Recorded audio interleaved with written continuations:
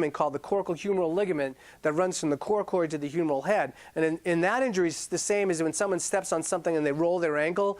Hurts like hell. And so same thing in the shoulder. When you hang from that coracohumeral ligament, you tear or rupture that ligament. Hurts a ton. But then it's just like the ankle. It eventually usually heals, doesn't need surgery. And then, of course, repetitive tasks, that's probably the most common injury in the workplace, is just doing the same thing again and again and again. And so this is my job, it's my day job. I guard shoulders. And so how do people come in to see me? Well, it's almost always pain. I mean, pain is really, no matter what goes wrong, people don't seek medical care unless it's really an issue. Now, with ongoing pain, they lose motion. Ultimately, they get atrophy of the muscles. They become weak. They lose the ability to move that hand in space. They lose function. They can't play. And more importantly for us is they can't work.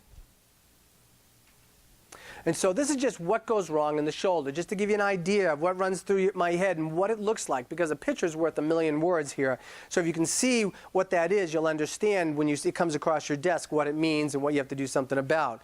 So my second talk actually goes much more in depth on adhesive capsulitis, because I think it's really important. And so just to give you an idea of what it looks like, adhesive capsulitis is the great pretender in the shoulder, because it sneaks up on you. And so it could be an innocuous little stretch injury a couple of months ago, and then it just gets worse and worse. And most people come in because they can't reach behind their back anymore. They're having night pain, and they're losing the ability to get into the overhead. But you lose rotation first. So the first thing a person with adhesive capsulitis has is they lose the ability to get dressed and reach their wallet, which may be a good thing.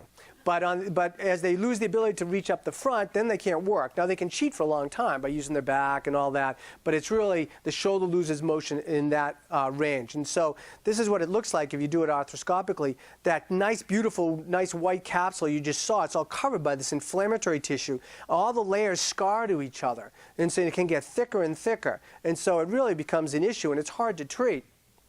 And so basically it's capsular contracture, loss of volume, and it's seen more often after surgery, diabetes, hypothyroid disease. And with this, you stretch, don't strengthen. Strengthening makes it worse. And we treat these with an intra-articular cortisone shot under X-ray guidance. And I'll talk about that more in the second course. But by doing that, we've really eliminated 80% of surgical indications in our practice. These people almost always get better.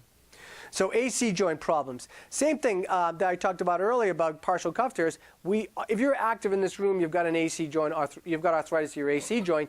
But how many people in this room have had their AC joint removed?